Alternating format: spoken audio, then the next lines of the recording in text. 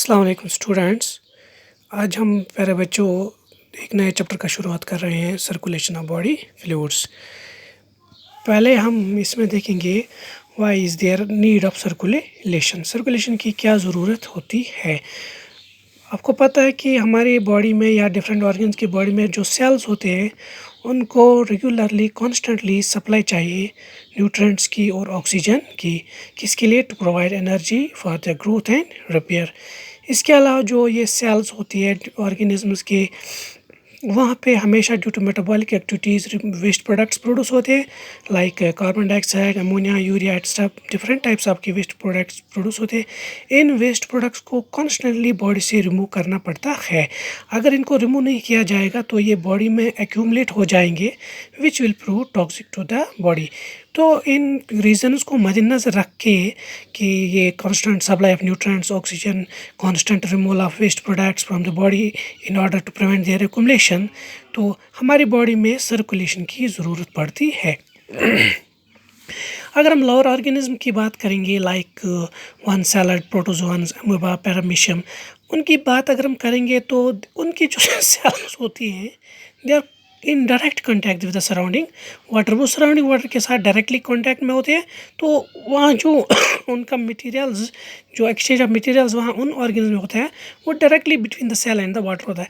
तो इन ऑर्गेनिजम्स को सर्कुलेशन सिस्टम या सर्कुलेशन की ज़रूरत नहीं पड़ती है, क्योंकि because they organism as well as the cells they are in direct contact with the surrounding water. Exchange of materials occurs there, so there is no need of circulation in such organisms. In fact, when we talk about higher and multicellular organisms, जिनमें बहुत सारी sales के बने higher complex organ होते हैं, वहाँ there is no direct supply of useful materials to and away from the body or the removal of waste. ऐसा कुछ नहीं है, क्योंकि बॉडी के जो सेल्स है वो डायरेक्टली सराउंडिंग मीडियम के साथ कॉन्टैक्ट में नहीं होती है। वहाँ पे उन ऑर्गेनिजम्स को एक ट्रांसपोर्ट सिस्टम की बिल्कुल ज़रूरत पड़ती है। उस ट्रांसपोर्ट सिस्टम को हम कहते हैं सर्कुलेटरी सिस्टम। तो इस सर्कुलेटरी सिस्टम की ज़्यादा ज़रूरत हायर और मल्टीसेलुलर ऑर्गेनिज्म पड़ते हैं।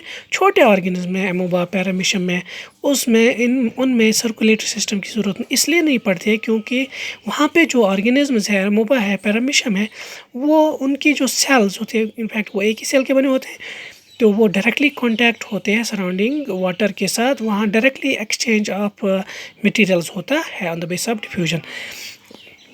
तो ये था कि why there is need of circulation. अब सर्कुलेशन में जो किरदार अदा करता है वो सर्कुलेटरी सिस्टम का होता है। तो डिफरेंट ऑर्गेनिज्म में सर्कुलेटरी सिस्टम पाए जाते हैं। पहले हम देखेंगे what are the functions of the circulatory system. इस सर्कुलेटरी सिस्टम की क्या फंक्शंस है, क्या ये काम करता है, ये कौन से काम करता है हमारे बॉडी में या डिफरेंट ऑर्गेनिज्म के बॉडी में।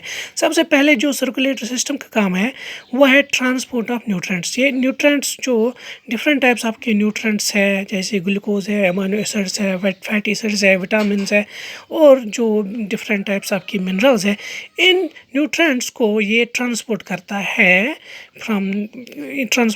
है बिटवीन द सेल्स। एक सेल्स या ऐसे कहेंगे, जो न्यूट्रिएंट्स हैं, glucose, amino acid, fatty acids, इनको ट्रांसपोर्ट करने में यही सर्कुलेटरी सिस्टम मदद करता है from the gut towards the cells. Number second जो है waste, transport of nitrogenous waste. जो डिफरेंट टाइप के वेस्ट मटेरियल्स प्रोड्यूस होते हैं, जैसे हमारे बॉडी में यूरिया प्रोड्यूस होता है, यूरिक एसिड प्रोड्यूस होता है, अमोनिया प्रोड्यूस होता है, ये सारे वेस्ट प्रोडक्ट्स जो है ये जहरीले हैं, टॉक्सिक है। अगर ये बॉडी में एक्यूमुलेट हो गए तो हमारी बॉडी के लिए नुकसानदेह साबित हो सकते हैं। इसलिए इन वेस्ट प्रोडक्ट्स को ट्रांसपोर्ट करने में यही सर्कुलेटरी सिस्टम का अहम किरदार है। इसके अलावा जो रेस्पिरेटरी गैस है, जैसे ऑक्सीजन है, कार्बन डाइऑक्साइड है, इनको भी ट्रांसपोर्ट करने में यही सर्कुलेटरी सिस्टम मदद देता है। फॉर एग्जांपल मैं कहूँगा, जो आपका जो ब्लड है, ब्लड में एक पिगमेंट होता है हीमोग्लोबिन, वो हीमोग्लोबिन लगभग 97 to 99% ऑफ ऑक्सीजन ट्रांसपोर्ट करता है from the lungs towards the cells. इसी तरह जो सेल्स में कार्बन डाइऑक्साइड प्रोड्यूस होता है, जो वेस्ट मटेरियल होता है, उसको ट्रांसपोर्ट करता है from the cells towards the lungs. लगभग 23% of carbon dioxide haemoglobin transport करता है। ऑक्सीजन को ट्रांसफर करता है in the form of deoxy haemoglobin और कार्बन डाइऑक्साइड को ट्रांसपोर्ट करता है in the form of carbamino haemoglobin.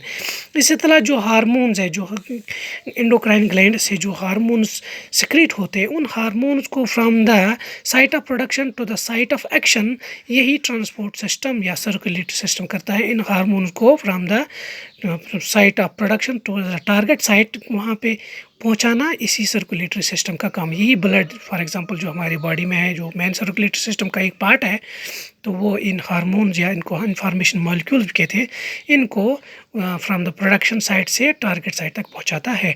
इसी तरह हमारी बॉडी में जो इंटरमीडिएट मेटाबोलाइट्स प्रोड्यूस होते हैं, फॉर एग्जांपल मैं कहूँगा आपको लैक्टिक एसिड प्रोड्यूस होता है जब during muscle contraction glycogen break होता है, तो वहाँ पे लैक्टिक एसिड प्रोड्यूस होता है। इस लैक्टिक एसिड जो एक इंटरमीडिएट मेटाबोलाइट है, इसको लिवर तक पहुँचाना है, फिर यही सर्कुलेटरी सिस्टम इस लैक्टिक एसिड को लिवर तक पहुँचाता है, वहाँ लिवर में फिर ये प्रोसेस होके फिर कन्वर्ट होता है इनटू ग्लाइकोजन।